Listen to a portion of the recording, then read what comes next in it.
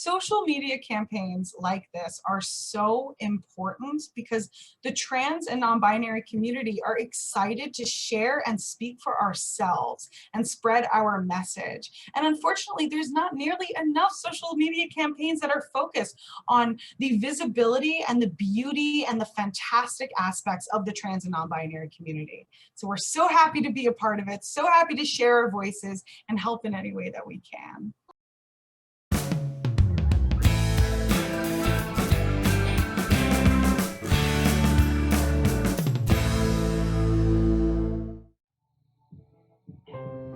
Hi, my name is Tanika. I'm a 50-year-old transgender female. I use she, her pronouns. I'm also diagnosed with bipolar 2. My life has been quite a journey thus far. At this point, I am out to everyone currently in my life and about 3 months into transition. My earliest memory of realization of identifying female was in early grade school, when I was alone walking past the mirror in the restroom. When I looked in that mirror, there was a female in my eyes staring back at me, and I knew that's who I was. I was terrified anyone would find out. Life in my neighborhood was quite conservative, and I was fearful if anyone knew in my life, I would be shunned and tossed aside. So I bowed my head and went about my life as the boy I never wanted to be. It was very difficult, although there were some happy times as well. At 21 years old, I ran to San Francisco to come out. I became involved with hanging out with people from all walks of life, openly and honestly. It was very liberating. But I was young and went too hard on drugs, amongst other things. I came back a year later. I almost came close to coming out to some people over the next 3 decades, but was always too scared and scurried back to the closet. In my early 20s, I had 2 suicide attempts. They were awful experiences, and I am so happy I am alive today. I grew very much over those years. I finally found the bravery to come out to very close friends in 2020. I then eased into coming out to family and other longtime friends. They've all been wonderful and supportive of my journey. I finally found the courage to be myself, and I am so glad I did. My name is Danika. Today I am happy to be alive and not a statistic. Life is beautiful. Thank you. Welcome to our Transgender Day of Visibility campaign. Thank you so much for your time today. So would you like to start just by telling everybody your name, your pronouns, and what your title is? Sure. So hi, thank you so much for having me. My name is Maria DeMauro. I'm an LMSW, so I'm a licensed social worker, and I currently serve as the Community Mobilization Coordinator at an LGBTQ services agency in Nassau County called PFY, which is also attached to the Long Island Crisis Center, which is a crisis intervention 24/7 hotline. So I kind of want to start with what your position is and what resources your organization has to offer this community. Absolutely. So PFY serves the trans and non-binary community in various different ways. One of the biggest ways is through our social support program called Transaction. Transaction meets every Tuesday from 5 p.m. to 7 p.m. and it's open to trans, non-binary, questioning folks ages 15 to 30. And right now we're meeting virtually over Zoom from 5 to 7. Usually we're in person from 4 to 8. But this is a really important space and one of the only spaces that at least I know of on Long Island that is trans exclusive, ran by a mental health professional. So we talk about gender-related topics, we talk about mental health, and we also connect with each other and network with each other, because when our community comes together, that's when we're the strongest. That's when we have the most resources. We also do trans-related events. So coming up in April 25th, we have the annual Trans and Non-Binary Resource Expo. This event is also going to be virtual and it is open to all people of all identities and all ages. The idea is to bring all different service providers across Long Island who all directly serve the trans and non-binary community, bring those providers together so that they can do what's called like a virtual table. So you can come to this event, sign in, and talk to these providers, and it's kind of like a virtual table. Learn more about their services, connect with them. So these are service providers from, Sun River Health, Northwell Health, Planned Parenthood, etc. So this is really good, not just for the trans and non-binary community to advocate for ourselves and see what resources are out there, but also for our families and our friends to also get connected, get some more information. So that's coming up April 25th, which is a Sunday, and it'll be from 11 a.m. to 3 p.m., totally free of charge and open to anybody. On a more individual level, we do provide counseling for trans and non-binary folks. Our counselors on staff specialize in therapy that's focused on gender identity and sexual orientation, but more specifically, the transition process, you know, coping with gender dysphoria, body dysphoria, social dysphoria, walking you through the process of what transition steps do you want to take? Do you want to just socially transition? Do you want to legally transition? Do you want to medically transition? So if you want to take further steps, such as a medical transition, maybe you want to start hormones, maybe you want to get on surgery, we can provide the resources for you and connect you with different doctors and providers just to help you through that process while also informing you about the process. If you have any questions, you just want to talk through and talk out. To do a lot of these medical transition processes, you do need a letter from a mental health professional a lot of the time. That's also something we can provide and work with you on totally for free. And as far as the legal transition process, say you want to legally change your name, legally change your gender marker to reflect your gender identity, we can walk you through the legal name and legal gender marker change, walk you through that process, help you get all the paperwork together, and just help you complete that transition process. So we also do on an individual level, helping you through the legal transition, and that's called Project Thrive, when a counselor will meet with you just to help you through those transition processes. That's all we're working on, we're focusing on, we just need to get those things done. That's called Project Thrive at PFY, but we also do mental health counseling as well if trans and non-binary folks are looking for that. On top of our group for all trans folks and non-binary folks, we also have a group that just opened like a month ago called Empower Her, that is especially for trans women, especially trans women of color. This group is held every Wednesday. I believe the times change week to week, but it's called Empower Her. So if you are a trans woman, a trans feminine person, a trans woman of color, come to this group, make friends, get some resources and things like that.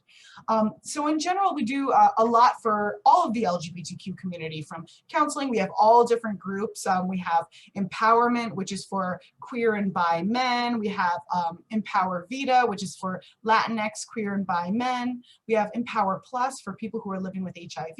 So while these things aren't trans specific services, they're open to the trans community as well. And that's a lot of what we do.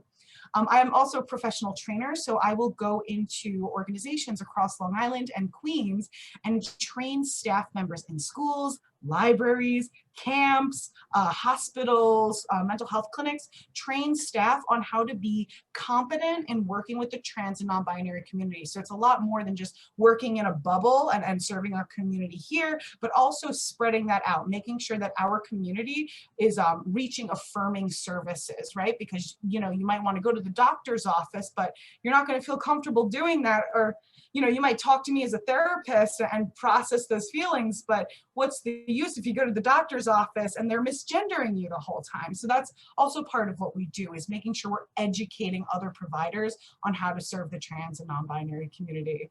Sorry, that was a very long answer. No, I think it's incredible that it has to be a long answer, because it seems like this organization and you specifically have so much that you are working on. So we're really grateful that you were able to take time out of this crazy schedule to be a part of this, be a part of our small corner in trying to be better allies and more diverse and representative of a wider community at large on Long Island. That's really incredible that you offer so many resources to the community and such a diverse array of them. I think some of these are things that I know for myself as an ally, I might not even take into consideration the process of whatever the different types of transition are. You did say a word that I just am wondering if you could define, because I know we're going to have this online. There's a lot of different people. Would you be able to define for those watching that may not know what dysphoria means? Absolutely. And I'd love to go into a common misconception about that word as well. So gender dysphoria means the distress and discomfort that you have with your gender assigned at birth. So that's just, you are uncomfortable with being assigned this gender at birth. But gender dysphoria also branches out into specific types of dysphoria.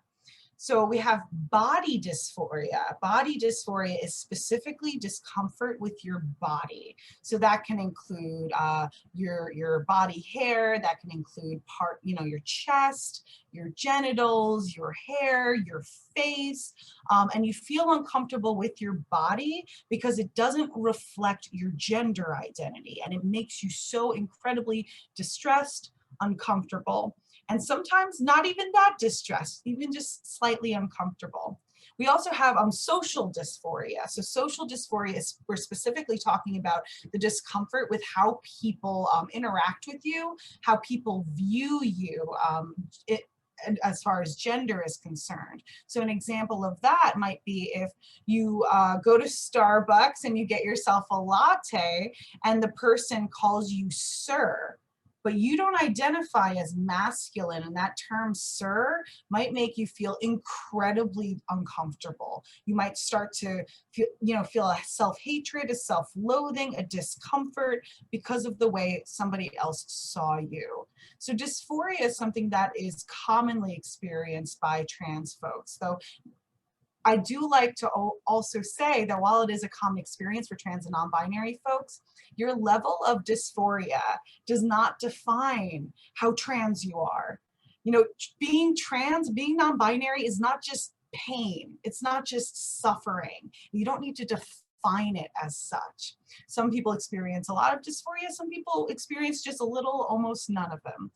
So dysphoria is just generally that discomfort with the gender that you were assigned at birth. All right, great. Thank you for clearly defining that, because I know for some people, we're all coming from different places here.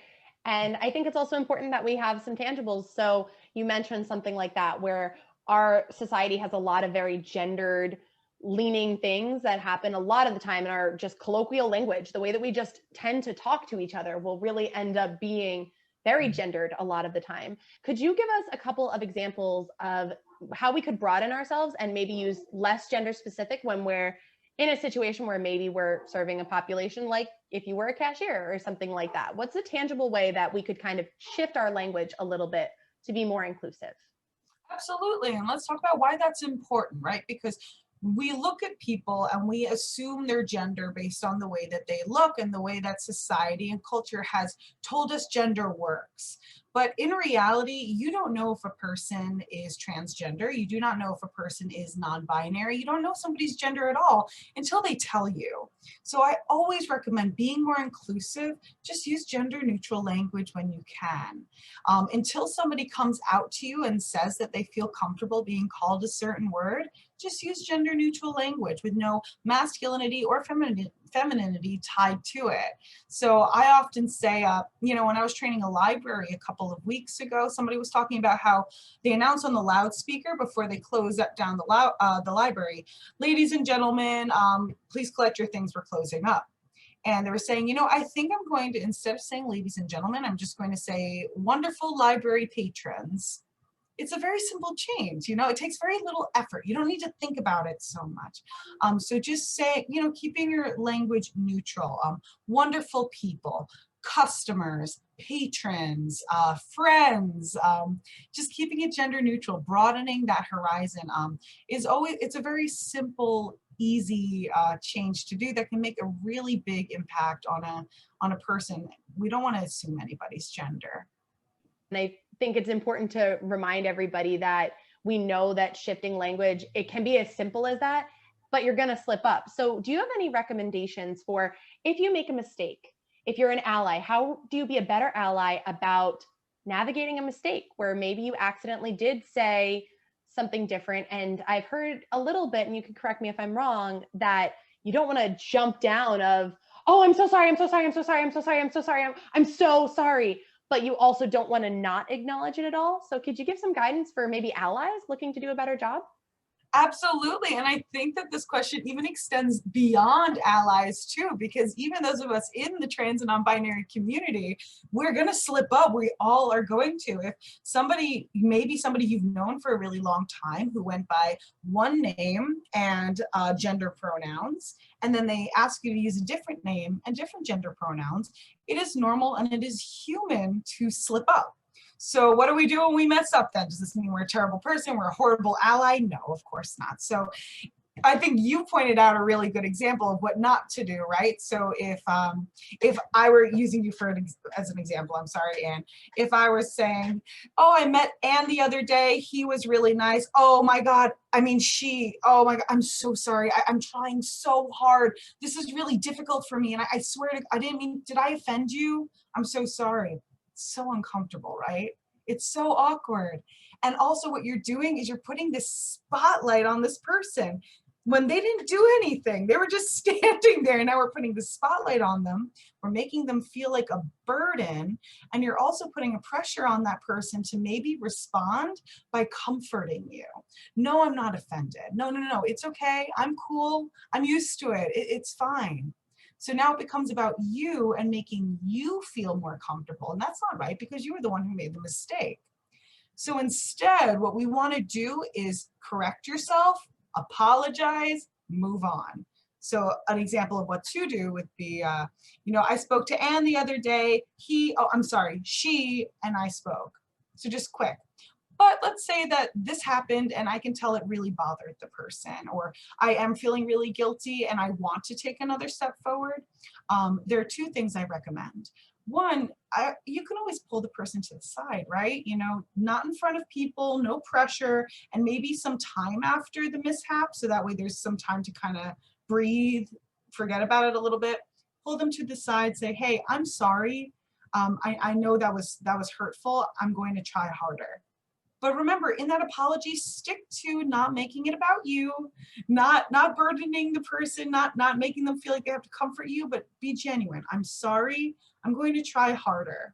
Is there anything you want to say to me? Making space so that way if they are hurt, they can talk to you about it. And if they are hurt, let them be hurt. Don't judge them for being hurt. Hear them out. That's a big one too.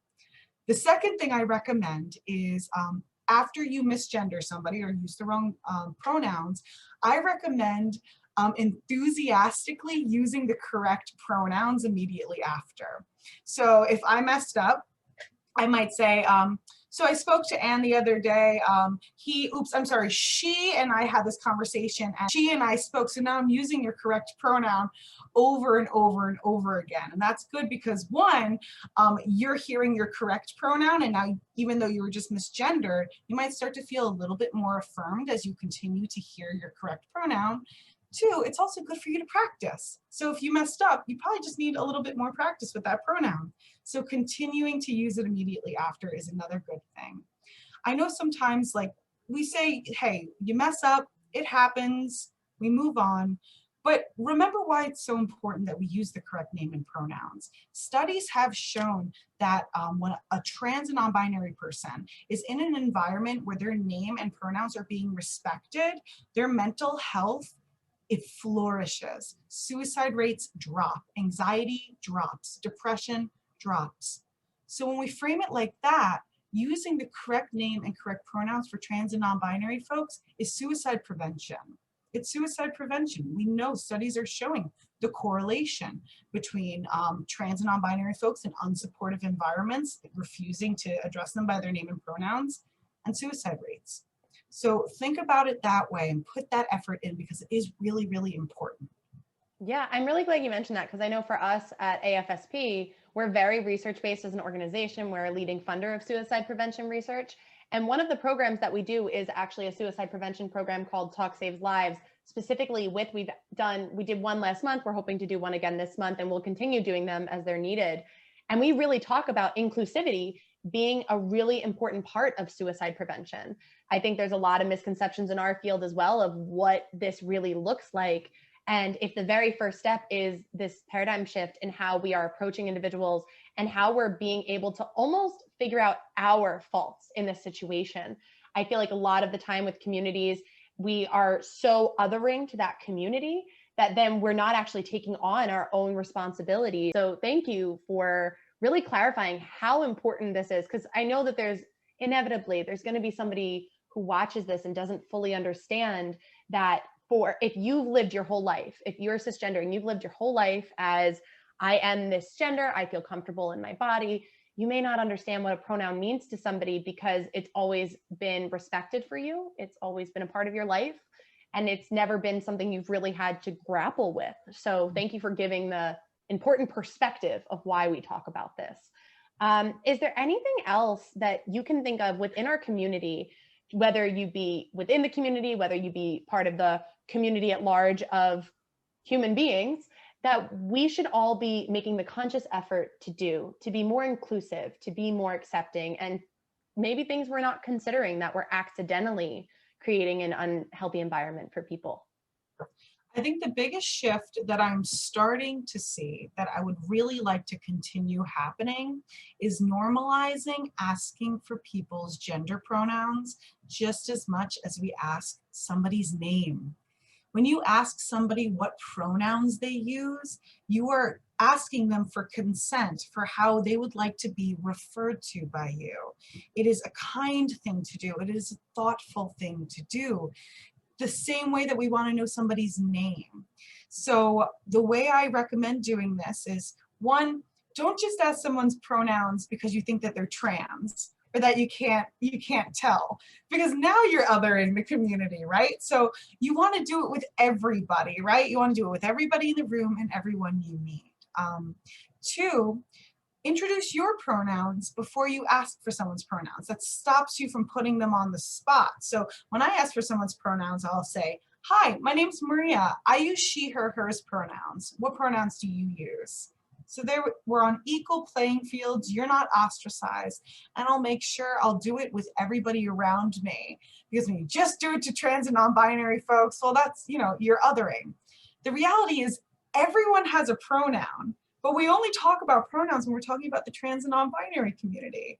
And everybody has a gender identity. We only really talk about gender identity when we're talking about the trans and non-binary community. So normalizing that. We all have a gender. We all have pronouns. Trans and non-binary folks, their gender and pronouns are just not the ones that were assigned at birth. That's it. That's all it means. So asking for pronouns, making it normal and regular. I'm so happy when I go into classes now and I see professors asking, going around asking for pronouns. Or when I correspond with colleagues and staff members at other agencies, and I see on their email signature, they have their pronouns listed under their name.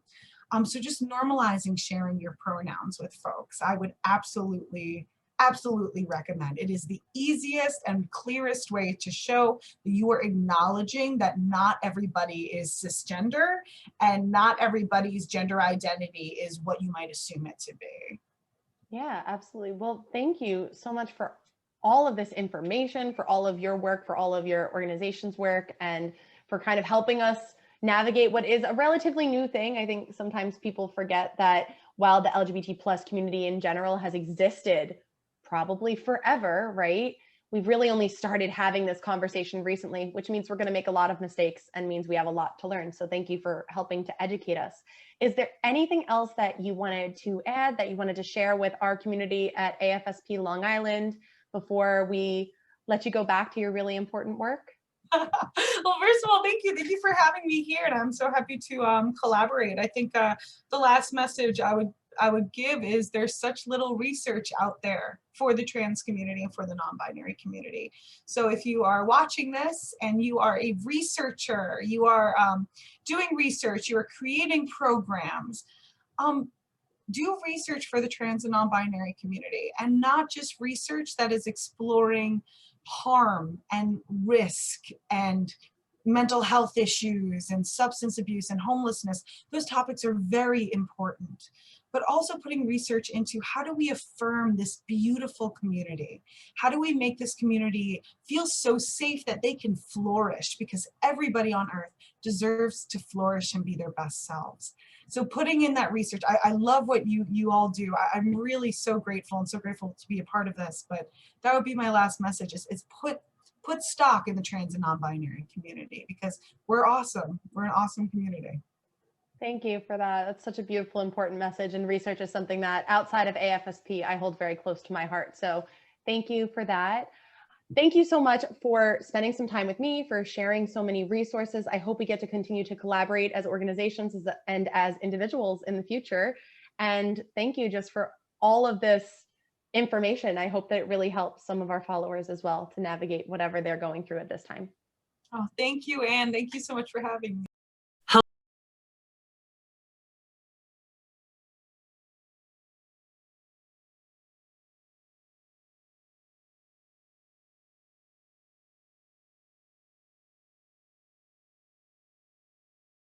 Hello, my name is Danielle. My pronouns are she and her. I am a member of the trans community, and I am looking to go out there and help support my friends and people who are also in very similar situations to me, particularly in the LGBT plus community. I feel like there are a lot of us who very much need guidance in times like this, and I'm doing my part to help bring that guidance to the light. I would say that finding my support group within the trans community helped me find a sense of self-worth with people that had the answers to many things that I was trying to figure out about myself. Within this group, I managed to find support networks that I desperately needed, and it allowed me to find a lot of friends that felt much more sincere in regards to issues that I'm dealing with my transition that many people outside of this community would not be able to understand or even grasp. I would say not only having a reliable support network is important, but knowing that acceptance for trans people has become more common in society these days.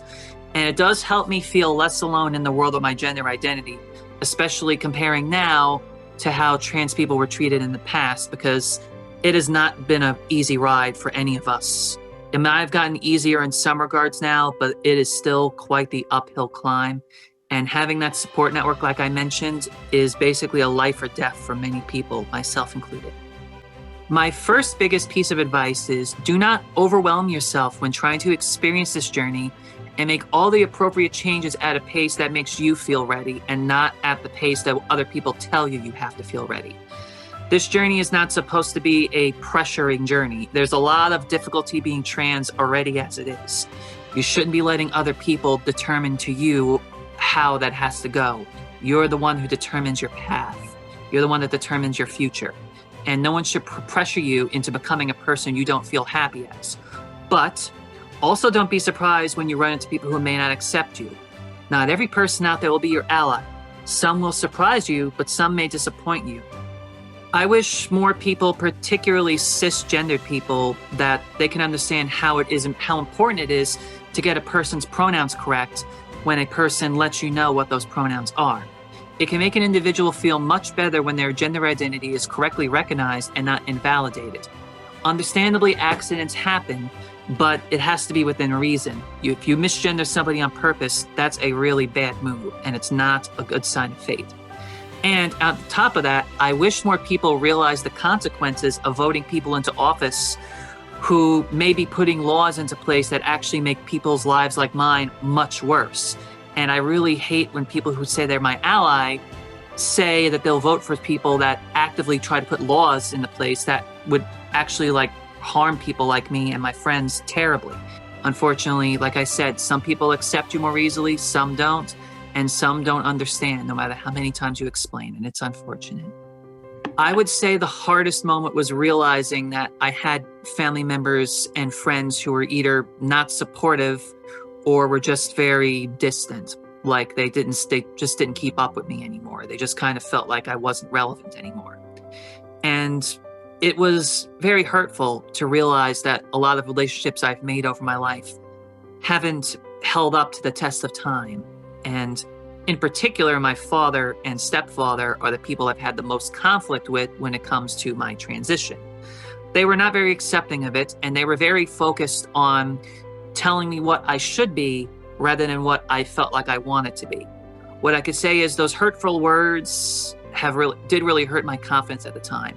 But thankfully, talking about my support group that I mentioned, that support group helped keep me anchored and focused during a time when I felt like there were a lot of family and friends from my previous life that just weren't really there in a way that actually helped me.